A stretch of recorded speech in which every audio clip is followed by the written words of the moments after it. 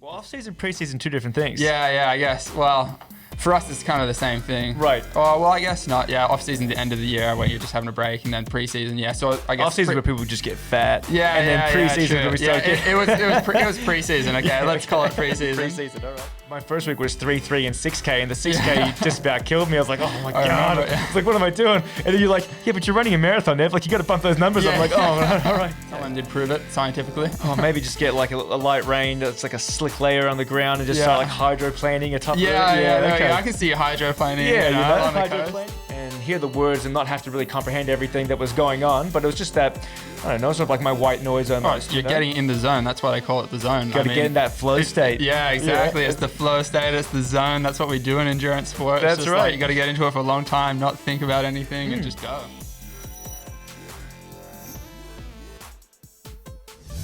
Mike Laurie, welcome officially to the podcast studio here at the Strength Institute. And for those listening or who have been following along, welcome back to the very first guest on the Running a Marathon mini-series. Mike Laurie, thanks for coming on. Thanks for having me, Nevin. No worries at all. Basically wanted to finish the series with how we started, which was having you on. So, first of all, thank you. Thanks for coming on, and thank you for all the help you gave me leading up to the marathon. It was invaluable, and it would have been a real struggle had I not talked to people like yourself and Justin Barrett and the other people that I had on the podcast. So, thank you. Yeah, no worries. Yeah. I guess what I wanted to touch base with you on is, now that it's done, a couple things that I found doing it, and wanted to get your perspective on them as well. Yeah, sounds good. Yeah, Let's perfect. get into it. So, basically, I think what I found as I went on with was one of the hardest things was to find the time to actually get out and do, especially like the longer runs. Yep. Because anything, in the last 4 weeks last 5 weeks was over half a marathon distance. And it's kind of hard to find time to go out running for 2.5 hours, 3 hours to actually get everything done, right? So when you're training for your, when you were training for your sort of triathlons, what did you find was the hardest thing? Was it the workload of each session? Was it sort of like the cumulative workload? Was it finding the time? I mean, you're a professional, so you had a lot of time just to focus on that. Yeah. But what did you find were the sort of the hardest things in your training? That's a tough question. Sometimes it was, quite often it was just not overtraining and, keeping yourself to a certain amount of training, because in for triathlon specifically, we're trying to do 3 sports, and you might have enough energy to do one sport, do 10 sessions a week. Like in running, you might do 10, 12 sessions a week as a professional athlete. But in triathlon, you have more like 20 to 25 sessions a week that you have to do. And, you want to excel at each individual leg, but you have to say, I can't excel at this leg this week. It can't be this week. I'm going to have to wait. So that was tough, and not overtraining, which I have done on occasion. And the other thing is, for other people around you don't really understand that rest is 50% of training. Like if you don't rest and recover, you're not going to get the benefits of your training. And so it made me look really lazy actually quite often, because I spend like 10 to 12 hours in bed a week. And, even my girlfriend at home, she understood, but sometimes... Per night, 10 to 12 hours? Oh, yeah. Every day? Every day and night, between napping maybe 2 hours a day, 3 hours a day, and then sleeping 8 to 10 hours a night. Per day. And, the people around you don't necessarily understand that. They're like, why are you always sleeping? Why are you always lying down? Don't you want to come out and hang out with me? And I would say, I have to recover because I have a big session tomorrow, and I had a big session today. And if I don't get this recovery time in, then... when am I going to get it in? I'm just not going to train to the level I want to. And so it's saying no to other things and realizing that you're not making any sacrifices. You're just trying to be the best you, and it's worth it in the end. Yeah, that's fair enough. I guess I experienced that on a much lighter level. Like I wasn't turning down, social gatherings. Yeah. I couldn't go to social gatherings because it was in the middle of COVID when I started. But the benefits of COVID, didn't have people bother me when I was trying to recover from my intense training. Those people. But I guess because I was only doing basically 3 runs a week. Yep. I definitely wasn't doing 10, 12 training sessions a week. It was a lot easier for me to recover. And we were just actually having a chat with another young man before, who's doing a half marathon, half Ironman soon. Yeah. and you're giving him some great tips as well. Yeah. And yeah, 10 sessions a week is a lot. And you were saying some of the numbers that you were doing when you were training for your triathlons. You were saying a big week would be like 100 Ks of running and several hundred maybe Ks. 400 or 500 K a week of cycling and up to 20, 30 K swimming. But, sometimes you'd overload one individual leg. I swam with City of Perth Swimming Club. I did up to 80 kilometers a week in the pool over a summer just to try and get better at swimming. And, that's about 20 hours worth of just swimming a week. And then on top of that, you have to, ride and run. So that's 20 hours of swimming if you're a fast swimmer a week. Yeah. If you're a fast swimmer, that's like, swimming at 1K for 15 minutes, for 3-hour sessions 7 times a week, 6 times a week. Yeah. Wow. Yeah. Okay. Yeah. My biggest week. So I didn't actually technically deload for the marathon. Yep. Which would have been my 12th week. Would have been the light week. Yeah. Then the marathon on the Sunday. That's why I was so impressed. Yep. Right. So I did 10 on the Wednesday and 8 on the Friday, and then ran the marathon, the 42.2 on the Sunday. So it was a 60K week. Yeah. And that's very impressive. I was pretty tired though. Like come Monday, I was like, oh, everything's still stiff. Yeah. So you say you're doing 100 Ks of running, and you're not even doing them. You're just doing 100 Ks of running, several hundred Ks of cycling, and all that swimming. Like, geez, that's a lot of work. So I can understand that you need to get some extra sleep in there. Yeah. There's nothing wrong with recovering. You got to let the body recover. And for someone in your situation where you work full time, you work early mornings and the afternoons, it's very difficult to get the time to do a 2 or 3 hour run. Plus, I know lots of professionals who they have to wake up at 4 or 5 a.m. on a Saturday or Sunday before their kids are up, and that's when they do all their long sessions. But even for you, that's more difficult because that's probably when you're doing a lot of, you're working here. So yeah. That was the times. That's quite a difficult thing, and it takes a lot of time to learn the balance. And that's what I cycle back to. The hardest thing was finding the time because when I started it, we were locked down, so I couldn't work. Yeah, I wasn't allowed to work in here. The gym was closed, so I had all day to go out on my runs. I could just go out at my own leisure and do the run. Yeah. But then we reopened 7 or 8 weeks in. Yeah. And all right, so the last 4 or 5 weeks, it was around you work split shifts, so work morning and night. Yeah. So I'm trying to find time to and on the last few weeks, like my short runs were still 8 or 10K. Yeah. So that's a long time. Yeah. It's like 50 minutes, an hour for me. So I go out and then like I got to get home, quickly go for this hour run, shower down, like eat some food, get back to the gym, do the afternoon shift. And then on the weekends, I work a half day Saturday. So really I didn't want to do it a Saturday afternoon because it'd be too hot. So I would do my long runs on like a Sunday morning. So I sort of like dictated to when I could train by working hours, which I guess is the same for everyone. Yeah. But I did find that was probably the hardest thing to find that balance was when to train. Yeah. I thought that was pretty tricky.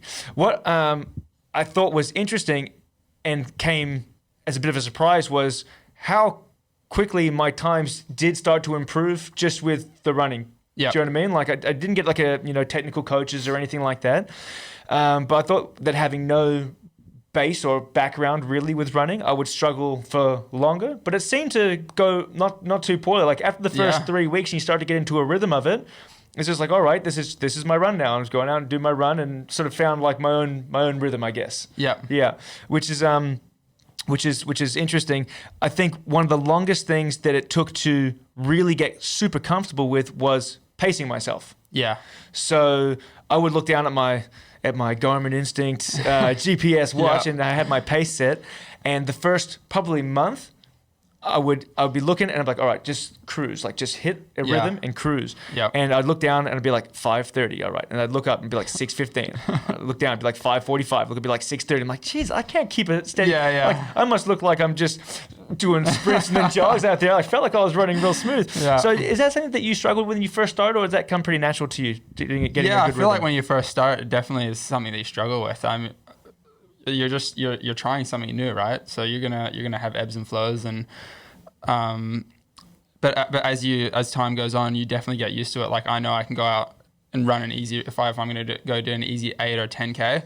I know that I'm going to run right on 5-minute kilometers each time. This is just like for an easy jog, and I can do that without a watch.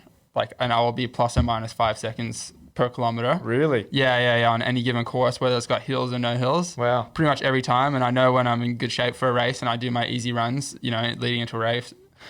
If I'm running my easy runs at 450s, I know that I'm like excited for a race, Yeah. Hard runs are obviously different, but even those, I would get used to going at exact paces, and I can look down at my watch at any time during like an 8 or 10K like threshold hard run, and I know like I'm plus or minus 3 seconds per kilometer where I'm at. Like there was a session I would do each week later on in my career where it was like, an 8K threshold, and I would be running at 3-minute 08 pace, and any week I would be at between 3:06 and 3:10 pace. Wow. Every single time. Wow. Yeah. Okay. And barely would have to look at my watch to figure that out. Yeah. I got a little glimpse of that when I was maybe the last 2 or 3 weeks when the short runs, which was sort of around that 8K mark at the time, where I was getting a lot more comfortable with that distance. And same thing, I would look at, and my goal for the short runs when I wasn't sort of like trying to go faster and slower, he said like do some interval work, which I tried to implement in, was I would just make sure that I was holding it at sub-marathon pace, right? Just hold sub-marathon pace for goal marathon pace, and just try to sit on it. And like I said, at the start, it was up and down and up and down. Yeah. But by the end, the last few weeks, it was sitting, I'd look down and it would be at, 5:42, 5:44, 5:42, 5:44. It was like, it was a couple seconds on and off. I remember looking at your marathon splits, and I was very impressed with your especially your first 30K. It was like on the dot. Yeah. The first 30, first 30, 32K was like, just sitting there. So were you actually following your watch when you were doing that, or were you just running at what you felt comfortable? So, we talked about this a little bit before. When I ran, or when I run, especially the long runs, I listen to podcasts. I tried running to music. A few people suggested it. I couldn't get into a rhythm. Like a good song would come on and I'd just start powering through, and I'd just gas out, and I'd get too tired and it would ruin my run.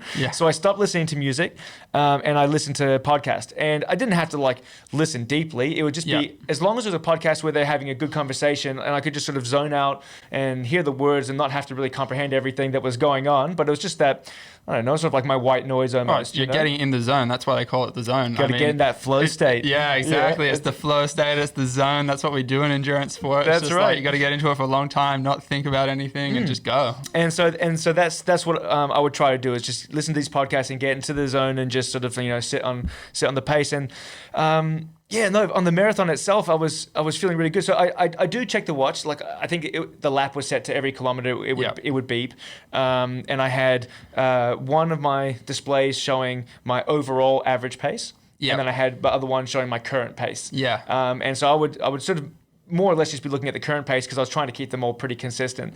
And you had told me that it's important to negative split if you're trying to go like a real fast time. A negative split, for those people that haven't been following along, means basically you run the second half of the marathon faster than the first half, or the race, or you run it faster. If you go out too hard, you usually burn out.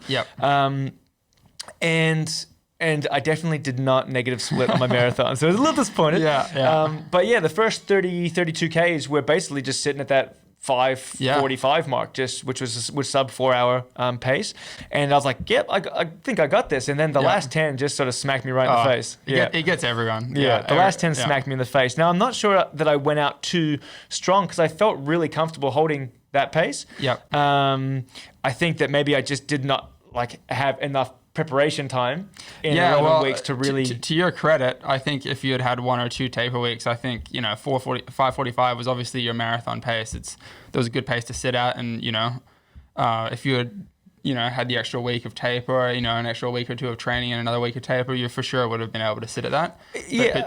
I think potentially, for sure. It's just... I don't think I went out too hard. I don't think I was definitely not.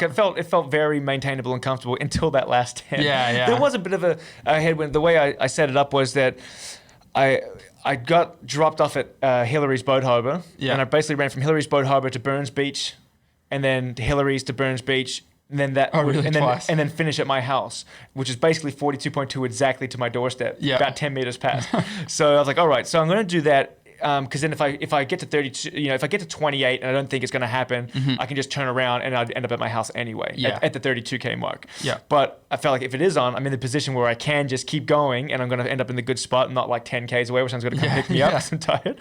I don't know. I think that's one of those things. A little bit extra preparation would have been better in keeping that time down. Well, it's not the easiest course too. Although it looks relatively flat, there's a lot of little bumpy there are a fair short, sharp little hills. The reason why I kept it with that course was because for the majority of it, it's semi-protected from the wind. Because I ran along the beach trail, everything north of everything south of Mullaloo, and everything north of Mullaloo I ran on just a side footpath, which was a little bit inland from the coast path. Yeah. So it wasn't super hilly. There was definitely some, but it was a little bit protected from the wind because a couple weeks earlier I did the 28K run, and I pushed out further south, like ran towards Trig, and I was just copping 46K that's the worst an hour. place. Yeah, I used to run there all the time. 46K an hour side wind with torrential rain. I'm like, what am I doing with my life here? This is a bad decision. So I just kept it in the other place because at least you had some sand dunes and some trees and shrubbery to block some of the wind. Yeah.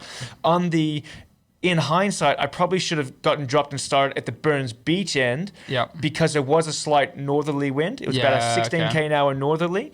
So I actually ran into it twice, 2 full times, but only got 1.5 tailwinds, if that makes sense, right? I could have switched that around a little bit. But yeah, it was. I think it was pretty good conditions for the day. It wasn't too hot. I do find that I overheat pretty quickly when I do the long runs as well. When they did the Breaking 2 marathon, have you heard of that? Yes. Yeah, you followed that? Yeah. I think the optimal temperature was like 8 to 10 degrees. Correct me if I'm wrong here. I didn't follow it. I know, but elaborating on that a little bit. Yeah. So I think it's 8 to 10 degrees. Otherwise, anything over that and over a long period of time, your body will heat up. I mean, for me, if I'm racing in 10 to 15 degrees, I'm pretty happy with that. And and it's also the dew point. I have a friend who lives by the dew point.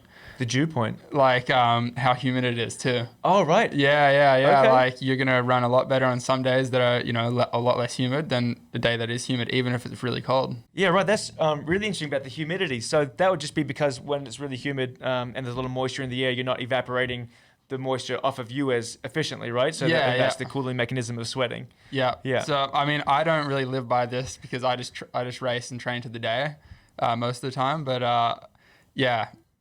if I could get him in here, he'd have a lot more to say. Like he will look up a week ahead if he has a race coming up, and he'll be like, "No, I'm not doing this race because it's the dew He would point's pull out not of races because of the humidity. Some races he would, or he would know that he's not going to do an exceptional time, and he was right 90% of the time. So really, was he a professional athlete as well? Professional triathlete? No, he's actually a local guy. He just ran his first sub 15-minute 5K, and his name's Jerry Hill. I run with him a lot around Herdsman. He's he's an elite WA athlete. Sub 15-minute 5K. Yeah, so he's a very good athlete. Wow. Yeah.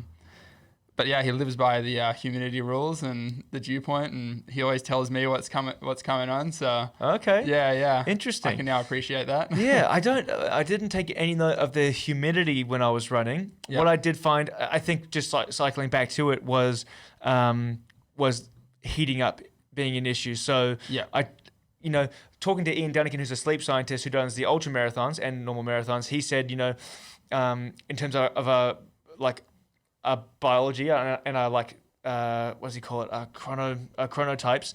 Basically, that we're most active and ready to perform sort of like in the early evening. Yep. So around that 5-6 p.m. Time. Problem is here we had getting shorter days. I wouldn't be running in the dark in the middle of the night. Right? Knock myself, probably fall over and hurt myself. So I was running in the morning, and it was cooler in the morning as well, which seemed to help me a fair bit. I actually really enjoyed it when it was a light rain.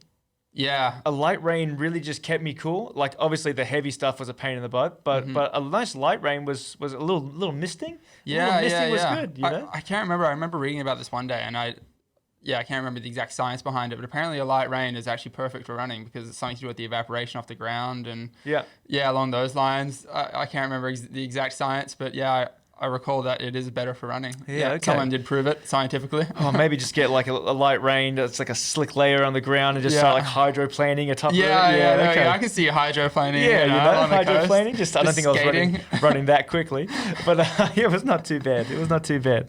Yeah. What else do I touch on? I think that having a good background in strength training really helped for preparation. Because I know that you and the other guys had said, take a longer prep, like it would be ideal 16 weeks. And you don't want to really go up by more than 10% workload each week. Whereas I was taking much bigger jumps in 10% just because of the time restrictions and not having a background of running. I had to start, like my first week was 3, 3 and 6K, and the 6K just about killed me. I was like, oh my God. I was like, what am I doing? And then you're like, yeah, but you're running a marathon, Nev. Like you got to bump those numbers. I'm like, oh, all right. Yeah, I think that, and I'd mentioned before that really the only issue that I had was some soreness in my right knee. And basically when I really focused on rolling out my ITB on that side and releasing my calves were really tight. That pain was basically fully alleviated. But that was definitely like the beginning of an overuse injury, I think. Yeah. So looking back on it now, I think that one, the extra squats and that strength from deadlifting heavy and squatting heavy, it helped. Like my hips felt good, my back felt good, my knees and ankles, everything felt strong. Like I didn't get shin splints. Like I was able to absorb that impact from the running. But things did start to get tighter, and knowing now, I'd probably spend more time focusing on being ahead of that. So like making sure that I don't get too tight, staying looser. When you were doing professional triathlons, how much time did you spend focusing on sort of prehab, if you will, like preventing those sort of injuries? Was that a focus for you? Or was it more an afterthought, like, oh, I'm injured here, let's try to get around this and then strengthen it for later? Or were you guys actively, hey guys, we know these are the hot spots, let's focus on them beforehand? Yeah, well, that's a great question. Earlier on in my career, I did do a lot of strength or more conditioning training, strength and conditioning, very light though. And more for my core, my hips, my quads, that sort of thing. Just light, making sure the body's compact and can handle, the strain on your core muscles and swimming, cycling, and running over the period of a week, and a lot of training. So I'd probably do about 3 1-hour sessions a week where I do like 20 or 30 different movements with just basic body weight movements, bands. That's that type of thing. But then later on and more recently, with the Canadian national team, we focused a lot on like heavier strength work, doing like, heavy squats almost to fatigue, and a lot of different like heavier strength-based movements. And that's like an indication of the general trend in triathlon and endurance sports of people doing that more. There's a lot more research coming out that it is very helpful. It stops injuries. It makes you feel, you can train better, you can race better on it. And our Triathlon Canada squad was great. We were having an excellent season, and it was the first time they'd used this strength-based approach in the off season. They did a lot of like heavy weights in the off season, pre-season as you call it. And then off season, pre-season, two different things. Yeah, I guess. Well, for us, it's kind of the same thing. Right. Oh, well, I guess not. Yeah, off-season, the end of the year where you're just having a break, and then pre-season, So I guess off-season where people just get fat. Yeah, and then pre-season where we start getting... it was pre-season. Okay, let's call it pre-season. Pre-season, all right. Yeah, pre-season we would do a lot more, and it would actually be one of our main focuses. And then coming into the season, we'd kind of lighten it up and use that strength we had worked on in the pre-season to get through, and going into an Olympic year. An Olympic cycle, your seasons, you try to make them longer because you want to do more races, you want to get more points, and so that strength was really key in carrying this group through to the end of the year. Yeah. Well, just and for people who are wondering, well, why is lifting weights going to be beneficial in an endurance sport where they're working hard for hours at a time, and pretty simple few reasons basically is that one, injury prevention, right? If your muscles are stronger and they're supporting your joints better, you're less likely to have injuries there, right? Both acute and overuse injuries. Also, it helps with your proprioceptive work, so you're less likely to fall, stumble, or if you do, like coming off a bike or something like that, you're more likely to be able to catch yourself, or not just tumble and fall and break an arm or a leg. And I guess less broken bone injuries if you were to come off a bike at high speed because your bone density is improved from lifting weights. But the main benefit is probably going to be your economy of movement. And so people ask, well, what does that mean exactly? And there's a bunch of scientific articles that have been released that show a huge improvement in endurance athletes. And it's not because it's improving their overall work capacity. You have fantastic work capacity. What it's doing is it's improving your economy of movement. So when you strength train and you're working in certain rep ranges, you're able to get a lot stronger. There's a huge central nervous system adaptation, so CNS improvements, you would say, and that's your brain telling your muscles to contract harder, contract in this order, be more coordinated with each other, and switch on faster, and to a higher level of force. These things are all central nervous and this neuromuscular connection, and you can get a lot stronger without putting on a lot of bulk, weight, and size. Yep. Right? So obviously, if you're training for triathlon or endurance athlete, you're not trying to be a bodybuilder and lift, dozens and dozens and dozens of reps and go to failure and put on a lot of mass, because that mass would slow you down. But you can get a lot stronger and not put on any weight. Mm-hmm. And that's hugely beneficial, because if you have strong legs, 20% stronger legs, and you're not weighing any extra, you're going to be able to push yourself a lot further, a lot faster. Yeah, definitely. Yeah. So so that's the main reason why strength training is so beneficial for endurance athletes as well. I guess what I wanted to get at next was basically, you've got a little bit of experience in the gym now. You've said. Oh yeah, right? I do all right. All right, he knows his way around. Nevin, but he knows his way around a squat cage. That you helped me get my running on track. Yep. Is that I would love to do a little 1-for-1 where I get you in the gym. We film this, right? I put you through some heavy squats, some heavy deadlifts, like some heavy strongman and powerlifting movements. All right. Yeah. We get the professional triathlete in there, slinging around some weight. Can I lift an Atlas ball, or is there none small enough for me? I can pull in an Atlas stone that you could lift 100%. I've got a bunch of different sizes. So we'll get some strongman events. We'll get some powerlifting movements in. Yeah.